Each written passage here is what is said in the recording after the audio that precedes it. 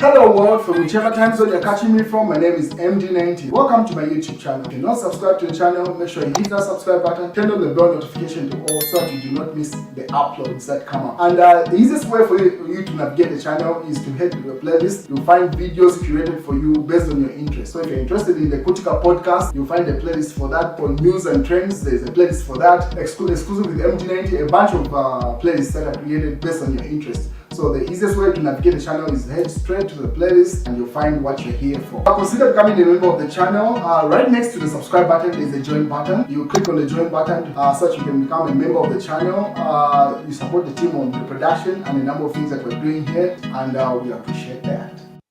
Well, the PF Material Member of Parliament, Sampa, is in the news again. There's been that advocacy which was reported by the mass newspaper said declare Sampa seat vacant. So PF faction wants court to nullify the material seat. So that faction that wants his seat nullified, that's the faction that broke away from his faction that broke away from Edgar Lungu. I'm pretty sure at this point you're aware that PF has got 3 official factions at this point. The Edgar Lungu led one, the Sampa, which is the second, and then within the Sampa camp, there was another breakaway camp. So it's that camp that wants Sampa seat to be nullified so that they can go to elections. While it's UPND using the law, there's that UKA, that's the UKA Alliance. And then what else is in the news? So Sampa wrote this. So the fight is on whether Patriotic Front should endorse United Party for National Development and Hakainde Hichilema for 2026 or not. I will fight with my last breath for Patriotic Front does not endorse UPND. It is a betrayal to its founding father, Michael Sata, and the people of Zambia that love free choose between big political parties.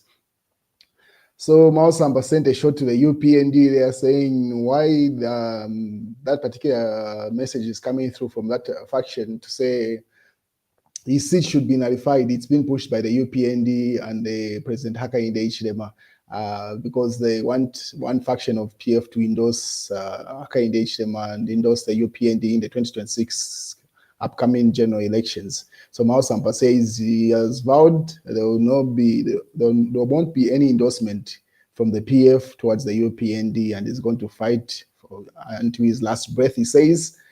Now, one would ask the question, all this confusion is the one who caused it. Now that it has blown in his face, he starts sending threats to the UPND and the head of state. I'm pretty sure the UPND is going to respond to that, but that's a message that was posted by Sampa himself towards the president and also the UPND saying no endorsement of whatsoever is coming from the Patriotic Front, especially his faction and obviously the Edgar Lungu faction. But the other faction that wants him to be nullified, his seat be nullified, probably that's where the endorsement is likely to come from. If anything of that nature will come off. He went further to say there is peace in Zambia and at peace with all its 9 neighbors. Instead of buying military helicopters from the United States of America, as if we are at war, government should spend that $100 million to boost NHIMA so that it covers all citizens' health conditions. So as you may remember, there was a news bulletin that came to say America had given Zambia $100 million, which Zambia decided to spend on helicopters. But I doubt the US gave the money itself. It should have been equipment worth $100 million, which are those helicopters, which I suspect. But according to what Sampa says there, it was actually money, and then Zambia decided to buy choppers.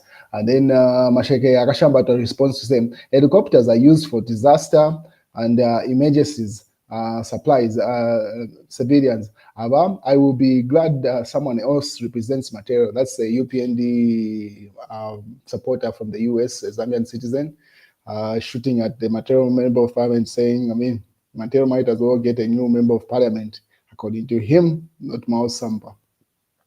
And then he goes further, this is still the same individual, Akashambata. He says, NHIMA is a solid policy and it is still very viable. The government must give authority more room to invest money in capital market to cushion reinvestment costs. So NHIMA has been in the news a couple of days. People have been going to the hospital and then finding out that certain conditions that they're going for are not covered. So that's where that conversation is stemming from. What is breaking news? President Hakainde Hichilema appointed retired Supreme Court Judge Evans Hamaundu as Anti-Corruption Commission board chairperson. So there was a judge that retired, should have been on Thursday, and then the president appointed him immediately as the chairperson for the Anti-Corruption Commission. And then Sampa weighs in on that appointment. He's been very active, Maus. He says, Njalawa youth, when will they get their jobs if retired people are the ones that are receiving vacant positions? What happened to the ongoing back to the land and farming, returning to order to employment for those that are coming up? So he says, if someone retires as a judge and then you decide to reappoint him as a chairperson for the Anti-Corruption Commission, when are the young people going to get those jobs? That's Sampa weighing in on that conversation. And then Secretary also weighs in. He says, those appointments at the Anti-Corruption Commission are just good, especially that my future running mate is among them. Let's talk. And then he says, one of the people that has been appointed by President Hakainde Hichilema is actually Secretary's the future running mate. I don't know what that dad is talking about there, but anyway. Emmanuel Mwamba has also weighed in on the appointment of justice, and then he goes to say, Justice Evans Hamaundu cannot fight corruption. President Hakainde Hichilema must immediately withdraw the name of Judge Evans Hamaundu until corruption allegations against him are resolved. So it brings up a case, as you can see, there's a news headline there saying Lusaka businessman dragged 4 Supreme Court judges to JCC. Maundu asked me for 20,000 kwacha. So he's saying, based of that corruption allegation, the judge should be cleared before he's appointed to head the commission that heads the anti-corruption fight. That's according to Emmanuel Mwamba there. He goes further to tabulate the article and what is alleging the judge was involved in.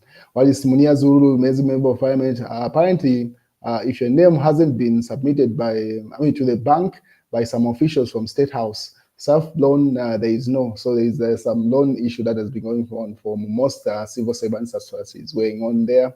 And then Chief Etari also weighs in. Drama continues as PF SG calls for material member parliamentary seat to be declared vacant. With such news, where would you go? So the same house for news making the headlines. And then Sean Tembo celebrates daughter Sengai Tembo working as a trainee doctor under the supervision of her mother. Couldn't ask for more. Blessed. So Sean Tembo's wife is a very renowned doctor, the lady that you see in blue there, and then that's her daughter, who's Sean Tembo's daughter also. So he celebrates that his daughter is working under the mom. So that's Sean Tembo's celebration there. And then news diggers, we have started preparing for 2026 elections, brag UPND. So the UPND says they've commenced their campaigns or preparations towards the 2026 elections or general elections. According to that newspaper headline there, what else is in the news? The MD shared interviews for a job. He got an applicant, and then more money in bus truck driver pockets. Government awards an upward revision of their minimum wage by 800 kwacha. So got an increment to their salaries. Cabinet approves continued electricity imports, focus on solar projects. That's the news, ladies and gentlemen.